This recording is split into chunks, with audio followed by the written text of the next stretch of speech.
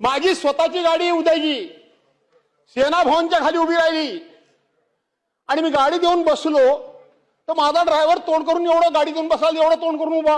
मग काय झालं तर म्हणतो नुसता चहा प्यायला बाजूला गेलो. फुटपाथवर गाडी, सेना भवनांच्या खाली, रस्त्यावर नव्हे, फुटपाथवर गाडी. आणि म्हणून तो एवढं तोंड करून उभा. म्हटलं काय झालं तर म्हणतो आपल्या गाडीची काच फुटली. अरे म्हणून गाडीची काच कशी काय फुटली, काय झालं, काय राजकारणामुळे कोणी काय दगडधोंडा मारला काय, नाही म्हणाला. म्हटलं बोलवा पोलिसांना, काय झालं विचारू तर खरं. त्यांनी सांगितलं की मुंबईमध्ये एक टकटक गँग आहे, टकटक गँग.